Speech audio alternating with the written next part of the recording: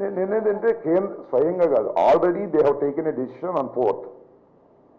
6th CM గారు వెళ్ళి ఫర్దర్గా వెళ్ళమాకమని లెటర్ ఇచ్చారు. అప్పటికే వాళ్ళు ఏ విధంగా చూడటం ఏముంది, కేంద్ర ప్రభుత్వం నిర్ణయాలు అవి. We're against for that. దానికోసం న్యాయపడానికి వెళ్దాం. నెక్స్ట్ చాయిసెస్ ఆప్షన్స్ మాకున్నది. అది ఒక అన్యాయమైనటువంటి విషయం.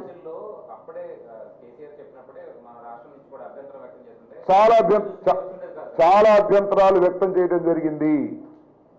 నువ్వు చెప్తాను, నేను చెప్తాను. చాలా అభ్యంతరాలు వ్యక్తం జరిగింది. ఏదో మీరు అనుకుని రాయటం కాదు.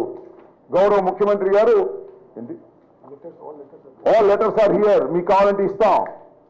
గౌరవ ముఖ్యమంత్రి గారు వాళ్ళు రాసిన తర్వాత, వాళ్ళు కోరుకున్న తర్వాత, ముఖ్యమంత్రి గారు పోరాటం అంటే ఏంటి, మీరు ఏదో చంద్రబాబు నాయుడు గారు చెప్పినట్టుగా పోరాటం అంటే కాదు. పోరాటం అంటే ఏంటి మరి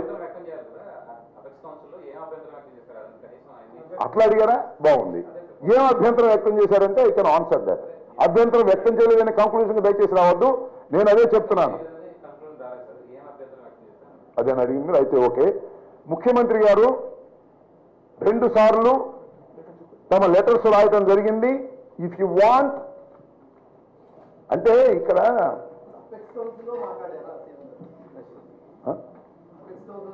లెటర్ తమరు ఎవరయ్యా? అది ఏ పత్రిక అనుకున్నా కాదు. సబ్జెక్ట్ ఇంపార్టెంట్, ఆయన తెలుసుకోవడం కూడా ఇంపార్టెంట్గా. తెలియదు, నాకు తెలియదు. ఎందుకు ఇంతమంది అంది ఎవరెవరు నాకేం తెలుసు. తమరు ఎవరో చెప్తే సమాధానం చెప్తాను. మీరు ఆంధ్రజ్యోతి అని మాకు తెలుసు ఖచ్చితంగా. ఇదిగో నేను ఇంకోటి కూడా చాలా క్లియర్గా చెప్తున్నా. చెప్పడానికి ఎందుకు భయపడుతున్నారు? మరి చెప్పొచ్చు కదా, నేను అడుగుతున్నా కదా. నాకు తెలియదండి, అడుగుతున్నాను. What is this? ఈనాడు అట్లా చెప్పు, అర్థమైంది కదా.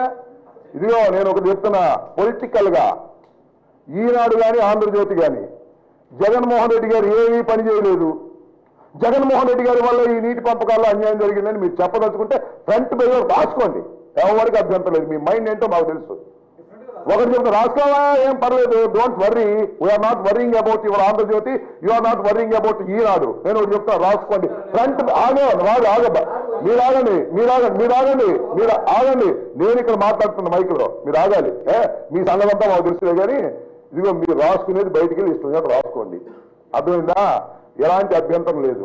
మీరు చేస్తున్న పని ఏంటంటే ఏదైనా ఊరు దొరికితే జగన్మోహన్ రెడ్డి గారి మీద బురదల్లాలనేటువంటి ప్రయత్నం తప్ప రాష్ట్ర ప్రయోజనాలు మీకు లేవు.